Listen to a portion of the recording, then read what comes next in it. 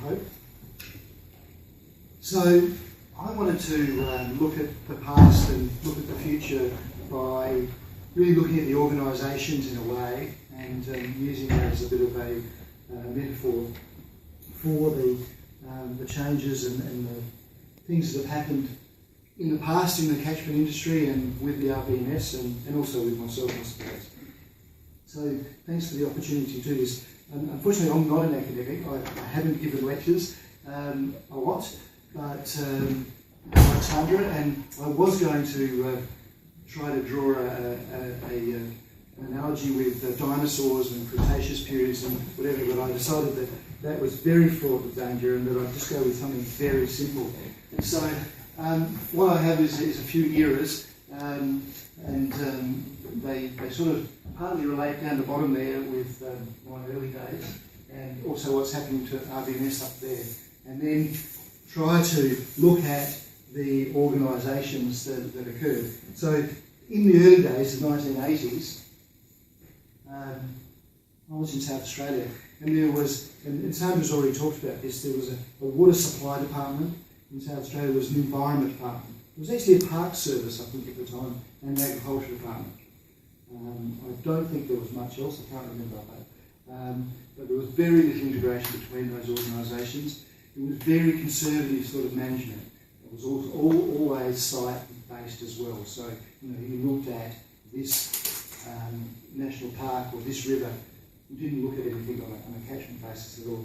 And there was also, I thought, not a lot of innovation within the agencies and industries. That might have been South Australia. It might have been the time, but I was only there. So in the late 80s or very early 90s, I moved to Victoria and I worked as a wetland scientist along the River Murray for one organisation that had three names. So it was CFNL, DCE and DCNR.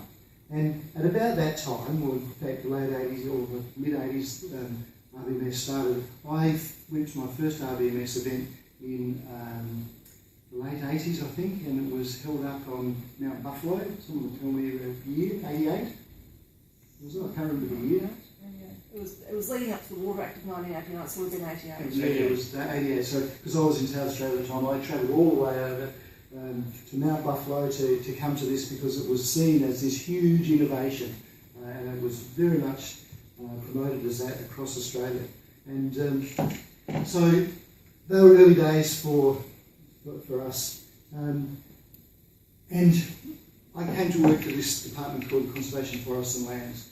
But also there was Melbourne Metropolitan Board of Works, Sandra's talked about it, the State Rivers and Water Supply, and the Agriculture Department.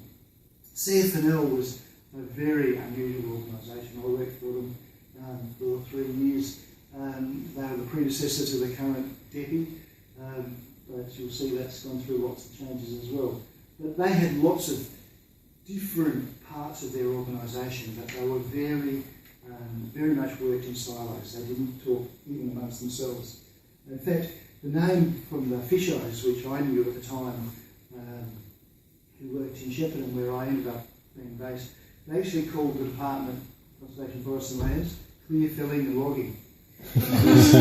That was, and in fact, I was able to, I did a great job at coming to the Mount Buffalo conference because I knew one person who was involved at the time in CFNL, and he happened to work in the forestry area. I didn't realise that they were such animosity between the two, and I introduced this guy, Colin, who actually was a RBMS member for a few years, or many years, Colin Leach, but I introduced him to somebody else from my Adelaide group as coming from the Department of Clear Felling and Logging. Didn't go wrong with that. Anyway, the Melbourne Board of Works, from my perspective at the time, had responsibility for everything in Melbourne. They did the parks, they did the water supply, the drainage, the sewage. And the State Rivers, well, they actually did everything else in the state in relation to water and catchment. And they were quite a broad organisation. They did a range of things. Engineering based, but they were a little bit on the edge in some ways. But this era also was a time of change, and they introduced this Office of Water, which again I suppose is now part of DEPI as well. And it was starting to look at policy in the bigger scheme of things. And in fact, I was working on a project that was sponsored partly by the Office of Water and CFL and the Murray-Darling Basin Commission in Shepparton. And but there was also this Dandenong Valley Authority and Western Port Authority, which John Thompson headed up, and it was a very radical organisation. It was very much a catchment management organisation, and they were obviously instrumental in really establishing the ground rules of ICN in Victoria and Australia. So in the 90s, I moved down to Melbourne and worked at the State Water Laboratory, and the RBMS was growing in size and also in influence. DCNR became DSE, Sustainability and the Environment. There was the Rural Water Commission. It then became the Rural Water Corporation, not long after it ceased to exist. Melbourne Water, there was Parks Victoria, there was Agriculture, there was these water authorities, and there was these new things that Sandra talked about, these catchment and land protection boards. And they were all quite different organisations, but really Sandra pointed out that the CalPAC was really important, and the RBMS was key to that becoming established. And Don and Ron and John in particular. In fact, in the RWC, because the State Water Lab was a subset of RWC, World Water Commission Corporation, I think you actually had to have the name John to actually get on, because there was an awful lot of Johns on the during that time. But it was a period of rapid change. In fact, I applied for my own job 4 times during that period, or 3 times during that period. And then in the 2000s, another time when RWC was dissolved, the organisation that I worked for, State Water Laboratory, was merged, became a private organisation, Water Ecoscience Proprietary Limited, which was then sold off by the state. It was heady days, to say the least. But it was heady days for the RBMS too, because we, during those days, Sandra as president and then myself, we had a national presence and certainly influence as well. And it was we had big seminars and organisations. But and DSE, I suppose, was particularly stable during that period, and it was also directing the policy, whereas before RWC, Agriculture, those individual departments directed policy, whereas I think DSE were able to were given the mandate to run that sort of overall policy. And of course the CMAs were established out of the CALP boards, and they became more and more important over that time. And I think there was also a really high degree of integration occurring. CMA, the catchment management was how things were done, and ICN was actually spreading national. As Sandra said, there was, I suppose, a period of RBMS declining, but I think, as we can see, as of last week, and what we've heard tonight, it's certainly growing again, and I think will grow further in the future. I work for my own company.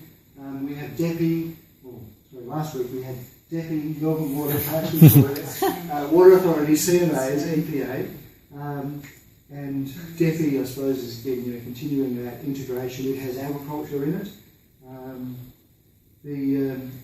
The CMAs, I think, are still very important, and there's that further integration occurring. And I think more importantly, catchment management authorities occur in virtually every state of Australia now, in some form or other. But I think during that period, between the late 2000s to now, there's been really evolution rather than revolution. But last week, there was a landslide. As they said, that was on the headlines. Landslide, it was brilliant. So we heard, in fact, I heard on the news at 5 o'clock as I drove in, the new Premier announced that there would be 7 government departments rather than 9. So there is going to be some changes. They didn't elaborate on what they were. But, sorry? Needs to be land, environment, water and planning. Oh, okay. Agriculture might be out. Oh, agriculture might be out. There is a separate agriculture minister. So he is probably likely to go. Lisa Neville is the new minister, and she's the Minister for Environment, Climate Change and Water, which sounds like an interesting portfolio, quite integrated, I thought. And the Labor Party's policy, as I read it this afternoon, didn't read it before the election, it was interesting, but still,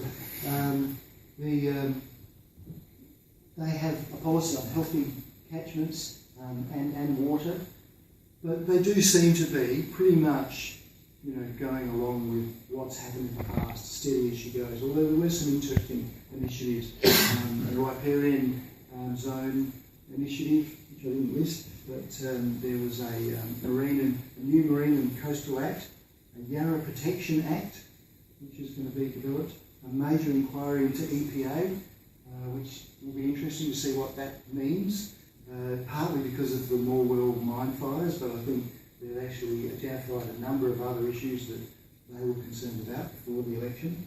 So it'll be interesting. It seems to, it's not just a review on that, so that'll be interesting for those of us who are EPA watchers and helpers. And there's also going to be a new task force to look at new national parks. There is actually one new national park being announced in the policy as well, but potentially new, or maybe there won't be. So who knows what the changes are now or into the future.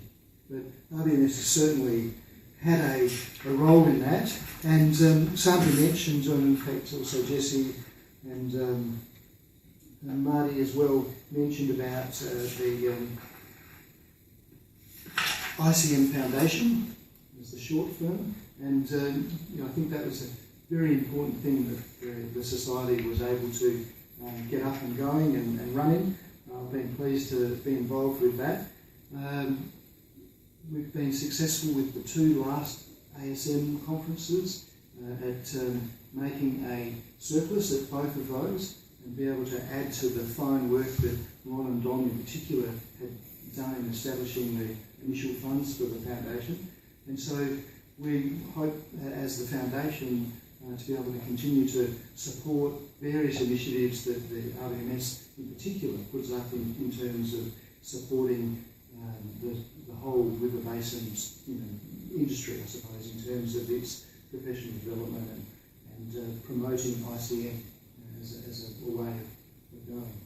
But that's probably enough from me. Thanks very much for the award of life membership. I'm very pleased with that. Thank you from to all of the current committee and also the past committees. It's been a pleasure over 14 years since I haven't actually counted it before, but that's what happens when you get on these things. So I've been pleased to be involved for that time, and also have a continuing involvement through the foundation since then. So thank you.